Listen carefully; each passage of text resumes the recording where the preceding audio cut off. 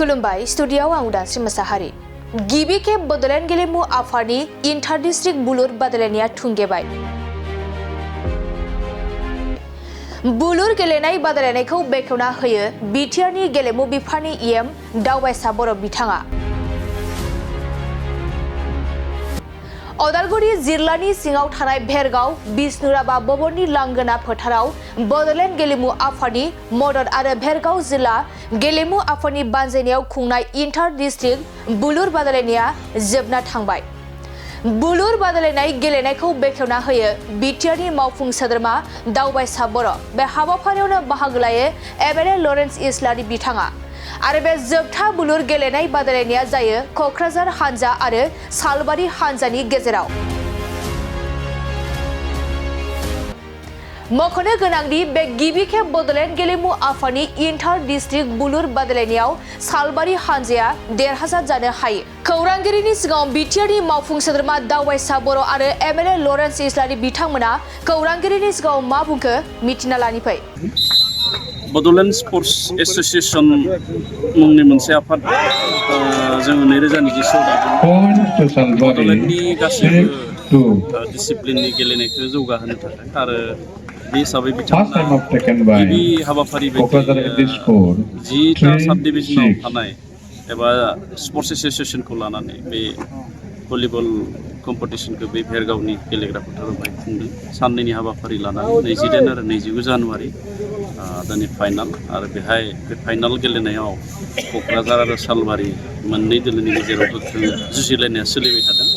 आरो गोजोनथाव बाथ्रा बे गिबि खेब टुर्नामेन्टआव बिटिआरआव थानाय मोन 10 महकुमानिफ्राय गासैबो बाहागो लाफैदों। बेयो मोनसे गोजोनथाव बाथ्रा होननानै बुंनांगोन। मानो होनना बुङोब्ला भलिबला जोंनि गेजेराव एसे खमायलांनायखौ जोङो नुबायमोन बोसोरब्रै सिगांसो।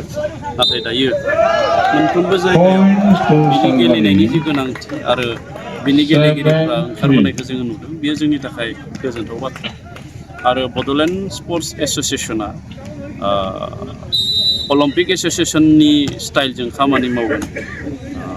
बिटिआर एबा बड'लेण्ड ओनसोलाव थानाय गासैबो गेलेनायनि थाखाय बिथांमोना हाबाफारि लागोन। गिबि हाबाफारि बायदि बिथांमोना भलिबल लादोंबाबो इयुननि समाव गुबुन गुबुन डिसिप्लिनखौ बिथांमोना नायगोन जाहाथे जोंनि बड'लेण्डनि गेलेगिरिफ्रा मोनफ्रोमबो गेलेनायाव जाहाथे जौगालाङो। बेखौ बे बड'लेण्ड एस'सिएशना इन्डिपेन्डेन्ट बडि हिसाबै नायगोन। आरो जोङो बिटिआर सरकारनिफ्राय बिथांमोनखौ थुलुंगा आरो मददथि होनो थाखाय जोङो थियारि जाहाथे जोंनि गेलेगिरिफ्रा मोनफ्रोमबो आयदायाव जायफोर गेलेयो बिथांमोना जाहाथे नेशनेल लेभेल इन्टारनेशनेल लेभेलसिम सहैनो हायो। बेनि थाखाय जोङो बे एस'सिएशननि गेजेरजों जोंनि सरकारा बिदि डिसिसन लाथ'वाखै। एस'सिएशना बेखौ डिसिसन लागोन। अदेबानि बे बादायलायनायनि गेजेरजों एवारनेस लाबोनायबो मोनसे थांखि। बिनि थाखायनो बे बादायलायनायखौ गुबुन गुबुन जायगायाव बिथांमोना खुंगोन।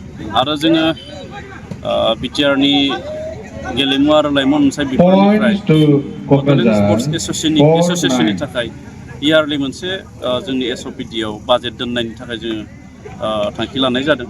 आरो बेनि गेजेरजोंनो बा बे बाजेटजोंनो बिथांमोना जाहाथे बोसोरसेनि एक्टिभिटि एबा खामानिखौ मावलांनो हायो बेनि थाखाय जों सुबिदा होनाय। बड'लेण्डनि गेलेनाया जोलुर। दा जोलुरा खोब मुंदांखा जाबाय आरो मुंदांखा खालामनोबो नांगोन।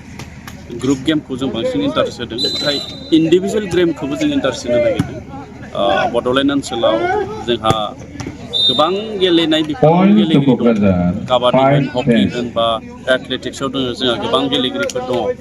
आरो बिथांमोनखौ दिहुनफिननो थाखाय गेलेगिरि दिहुनफिननो थाखाय आरो बेफोर गेमखौ जों मोजाङै खाबु होनो थाखायनो बे बड'लेण्ड स्पर्ट्स एस'सिएशनखौ दानाय जादों। आरो बिनि गेजेरजोंनो जोङो बेफोर इभेन्टनि गेलेनायफोरखौ जोङो समानै खाबु होनो थाखाय जों नाजादों।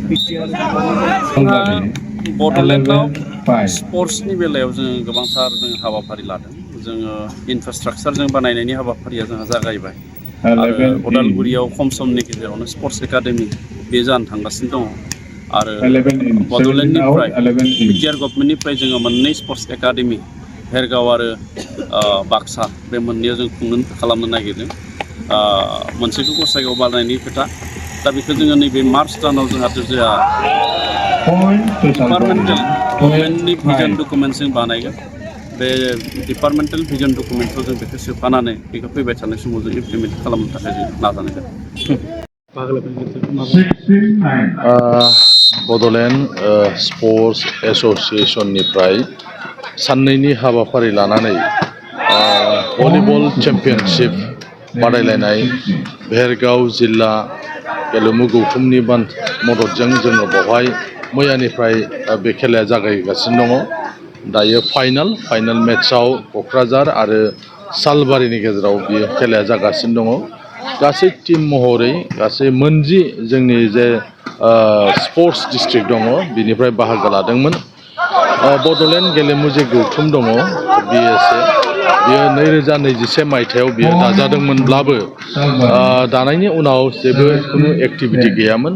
देग्लायनिफ्राय जों गिबि खेबनि थाखाय भलिबल जि चेम्पियनशिप बे भलिबल चेम्पियनशिपखौ होग्रोनाय जादों आरो बिनि उनाव फुटबल आरो गुबुन गुबुन एथलेटिक बायदिसिना जे बादायलायनायनि जे हाबाफारि बे हाबाफारिखौ खुंफुंनो थाखाय जोंनि जे BSA बड'लेण्ड गेलेमु जे गौथुम दङ बेनिफ्राय जोङो साखाफारा जानानै दङ। जोंनि थांखिया बेनो बड'लेण्ड ओनसोलाव जेसेबां गेलेगिरिफोर दङ बिथांमोननो जाहाथे जों मोजां मोनसे प्लेटफर्म होनो हायो। गुबुन गुबुन गेलेनाय जे रोंगौथि गोनां दङ बिथांमोनखौ जाहाथे गामिनिफ्राय लाबोनानै जों जाहाथे बाहागो लाहोनो हायो बेयो जोंनि थांखि। मानोना दिनै बयबो बुंदों जे बड'लेण्डआव गोबां गेलेगिरिफोर दङ, बायदिसिना गेलेनाय बिफानाव गेलेगिरिफोर दङ, नाथाय बेबायदि स्कप मोनाखै, बेबायदि प्लेटफर्म मोनाखै। बिनिखायनो दिनै जिहेतु जोंनाव स्पर्ट्स अर्गानाइजारफोर खम दङ, जोंहा नांगौसेबां मोजां क्लाब गैया, जे क्लाबफ्रा हारसिङै गावबागाव गेलेगिरिफोरखौ जोथोन लानानै बिसोरो दैदेनलांनो बेबायदि गैया। दा बे जोङो नुनो मोन्दों जिहेतु दानि आथिखालनि बिटिआर जे सरकार मानगोनां चिफ प्रमद बर' बिथाङा गेलेनाय बिथिंखौ लानानै बायदिसिना हाबाफारि मावगासिनो दं। बे बेलायाव जोंनि जे बड'लेण्ड गेलेमु जे गौथुम दङ जोंबो जुदि नाजायोबा, जोंबो जुदि गुबुन गुबुन खेला जुदि अर्गानाइज खालामोबा निस्सय जोंनो काउन्सिल जे सरकार बे सरकारा मदद होलांगोन। आरो अलरेडि बिथांजोंबो जों रायज्लायनाय जादों। बिथाङा खोथा होदों जे बड'लेण्ड गौथुम गेलेमु जे गौथुम दङ बे जिफोर खेलाफोर सालायलांगोन बेफ्राव काउन्सिला मदद होगोन होननानै बिथाङा जोंनो रादाय होदों। आरो बेनिखायनो जोंबो थामथिम खालामदों मोनसेनि उनाव मोनसे जोंबो गुबुन गुबुन आयदाखौ लानानै जोंनि जे गेलेनाय हाबाफारि बे हाबाफारिखौ जोङो खालामगोन। जोङो थुलुंगानि थाखाय दिनै बेवहाय ट्रफिजों लोगोसे जाय देरहागोन बेयो 50,000 रां मोनगोन आरो जाय रानार्स आप जागोन बेयो 30,000 रां मोनगोन। बेबायदियैनो जोंनि जे गिबि खेबनि जे भलिबल चेम्पियनशिप बे भलिबल चेम्पियनशिपखौ जों बे रोखोमै दैदेनलांनो थाखाय जोङो नाजादों। एबा दिनै भेरगाव डिस्ट्रिक्ट स्पर्ट्सआ सापर्ट खालामदों आरो बिथांमोनखौबो आं साबायखर बावदों, बिथांमोना जोंखौ मदद खालामदों। जिहेथु जों गोबां समाव मोनबोगासिनो गोबां आबादा गेलेनाय बिथिङाव बांसिन नोजोर होदों, नाथाय हारिमु बिथिङाव खम जादों होननानै नोंथाङा सानो? नोंहा आलादा दङ। गेलेनायखौ मोजां मोनग्रा एबा स्पर्ट्स अर्गानाइजारफ्रा स्पर्ट्सखौ लांगोन, जायफ्रा हारिमु एबा कालचार बिथिङाव खामानि मावो बिथांमोना मावबाय थागोन। जोंनि बर'आव जिहेतु दुलाराय बर' हारिमु आफाद दंखायो, बे आफादा दिनै बिथांमोना गावसोरबो नाजानायजों आरो सरकारनि मददजों बायदिसिना हाबाफारि लानायखौ जों नुनो मोनबाय थादों। जेरै नोंथांमोना बा जों बयबो मिथिगौ जे मोसानायफोरखौ रोखोमसे खालामनो थाखाय गुबुन गुबुन जायगा गुबुन गुबुन रोखोमै मोसानायफोर दङमोन। दा बेफोरखौ रोखोमसे खालामनानै बड'लेण्ड इउनिभारसिटिनि सिङाव सिलेबास खालामनाय बायदिसिना हाबाफारिफोरखौ खालामगासिनो दङ। दा बे हिसाबै बेबो थालांनाय मोनसे आयदा नङा। समानै स्पर्ट्स कालचार गासैखौबो जों समानै लांनांगोन आरो आं सानो जे बेबायदि खुनु खालामनाय जायाखै। स्पर्ट्सआ स्पर्ट्स थांबाय थादों आरो कालचाराबो कालचार थांगासिनो दं। जोंनि बिटिसिआव दायो फुटबल आरो भलिबलनि अनगायै क्रिकेट आरो काबादिनि खेलानि बादै जोङो खम नुबोदों। नंगौ, जोंनि माहारियाव बांसिनै फुटबल गेलेनाया जोंनाव बेयो मुंदांखासिन एबा बयबो गामियानो माने गामिनि सेंग्राफ्रानो फुटबल गेलेयो। नाथाय दिनै क्रिकेट होननानै बुङोबा दाबो जोंनाव खुब खम बेबायदि क्रिकेट गेलेनाय, जोंनाव गोबां क्लाब गैया एबा क्रिकेट गेलेनो थाखाय बेबायदि जोंनाव माने मानसिफोर जाखांबोआखै दा क्रिकेटआ जोंनि हादरनि बा भारतल' नङा दिनै बुहुमनाङैनो गोबां हादरा क्रिकेटखौ गेलेयो मुंदांखा मोनसे खेला ओंखायनो क्रिकेटआवबो गोबां स्कपफोर दङ बेनिखायनो दिनै जोंनि मानसिफ्राबो जाहाथे क्रिकेट गेलेनो थाखाय आवगायबोयो बा जोंनि जायफोर स्पर्ट्स क्लाबफोर दङ बिथांमोनाबो क्रिकेटनि कचिं बायदिसिना होनानै जाहाथे प्लेयार दिहुनो बेबायदि मोनसे आबहावाखौ जोंनि गेजेराव लाबोनांगोन खुनु मोनसे खेला बाद होआजासे गासैबो खेलाखौ जोंनि बड'लेण्ड ओनसोलाव जाहाथे गेलेनाय जायो बिनि थाखाय जोंबो नाजालांबाय थागोन गेलेगिरिफोरनिसिम मा खावलायनो दिनै आसाम सरकार आरो भारत सरकारा दिनै गेलेनायखौ लानानै गोबां रोखोमनि हाबाफारि लादों जेखौ जों नुगासिनो दं थांनाय बोसोरनिफ्राय खेल महारन जादों गामि सिंनि गथ'फ्राबो गामि सिंनि गेलेगिरिफ्राबो जाहाथे VCDCLनिफ्राय फैयै फैयै स्टेट लेभेलसिम जाहाथे बिसोर गेलेनायनि खाबु मोनो बिनि थाखाय जेरै आसाम सरकारा नाजागासिनो दङ बायदिसिना बुंदों बिथांमोननि गेलेगिरिफोरनि थाखाय जायफ्रा नेसनेल गेलेगोन आरो नेसनेल गेलेनानै बान्था मोनगोन बिदिसिनि थाखाय सरकारि साख्रिखौ थिखानानै दोनदों बा गुबुन गुबुन माने सुजुग सुबिदाखौ होदों बिनिखायनो गेलेनायजों गावखौ फसंथाननानै लाखिनो हायो गेलेनायजों गावनि न'खरखौ दानो हागोन बिनिखायनो गेलेनाया जेन' ओरैनोल' जाया जाहाथे मोजां गेलेगिरि जानो हायो जे जों स्टेट प्लेयार बा नेसनेल प्लेयार जानानै गावनि थांनानै थानाय राहा लामाखौबो जाहाथे दिहुननानै लानो हायो बे रोखोमै गेलेनो थाखाय आं गासैबो गेलेगिरिफोरखौ खावलायो